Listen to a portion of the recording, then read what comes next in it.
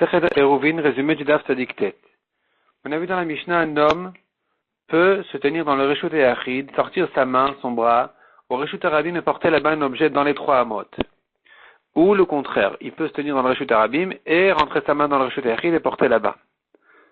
La Gemara dit que si il était dans le Reshut Yachid et que sa main portait dans le Reshut Arabim trois amot, c'est permis, mais plus que ça, c'est interdit. C'est interdit. Et la Gemara dit que même s'il avait, selon Rava, même si l'objet est passé au-dessus de dit Fahim, qui est donc du sol du Reshut Arabim, qui est un endroit qui s'appelle Makom Tour, parce que le Reshut Arabim est un domaine qui se termine à dit Fahim de hauteur du sol, pas plus que ça, malgré que l'objet soit monté plus haut que dit Fahim au passage, simplement il a été pris du sol et il a été posé ensuite au bout de 4 amot sur le sol, il est quand même chayav selon Rava.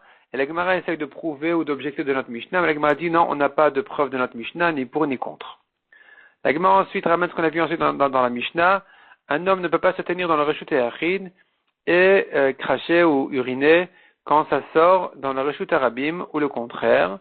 Dans ce cas-là, dit la Gemara, il est chayav khatat. La Gemara dit que malgré qu'en général, il faut une akira, une anacha, donc il faut soulever l'objet, le poser sur un endroit qui fait 4 sur 4 fahim.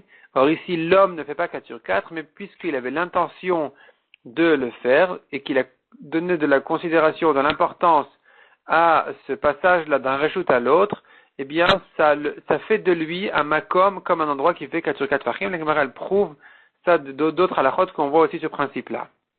Ensuite, la Gemara dit, celui qui, sa salive s'était réunie dans sa bouche, il veut cracher déjà. Il n'a pas le droit de marcher comme ça 4 mois dans le Reshut Arabim parce qu'il est en train de porter dans le Reshut Arabim. Il est obligé de cracher immédiatement. Selon Rabbi Yehuda. La Gemara ramène ici une contradiction dans Rabbi Yehuda.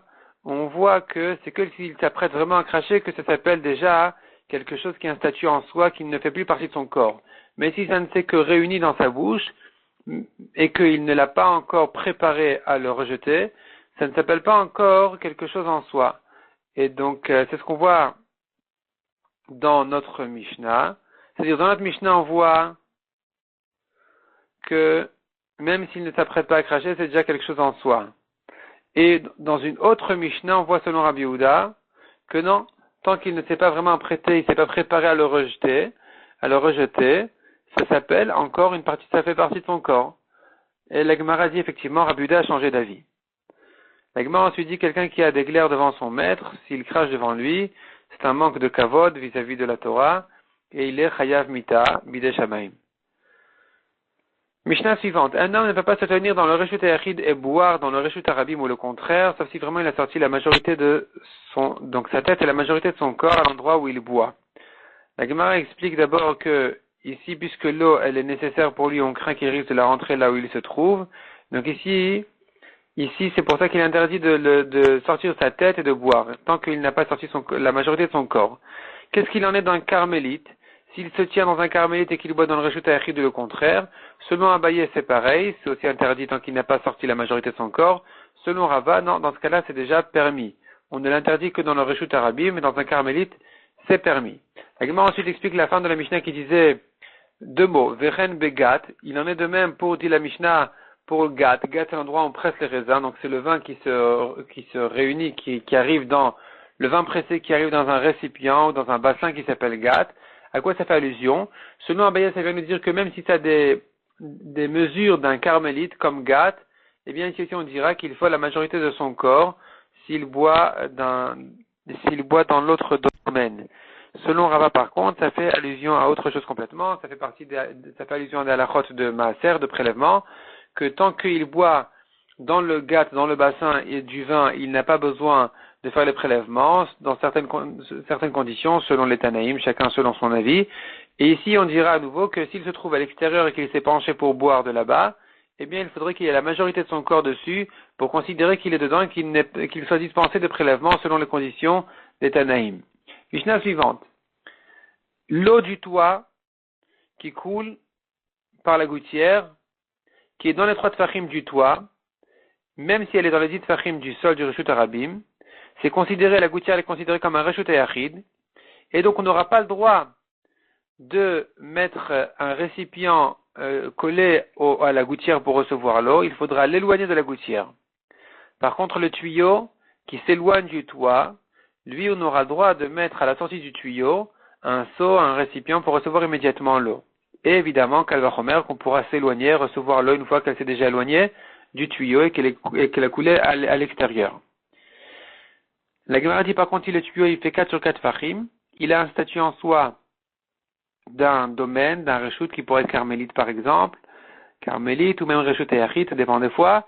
Et dans ce cas-là, on dira que, à nouveau, c'est comme les gouttières, on ne peut pas coller le récipient à la sortie de l'eau de ce tuyau-là, il faudrait l'éloigner de manière à ce que l'eau sorte d'abord et ensuite il reçoit l'eau. Mishnah suivante, un puits dans le reshoot arabim, dont les rebords ils sont hauts de 10 fachim. S'il y a une fenêtre au-dessus, on peut puiser de l'eau de là-bas pendant Shabbat. La Gemara explique pourquoi il faut que ce soit haut de 10 fachim.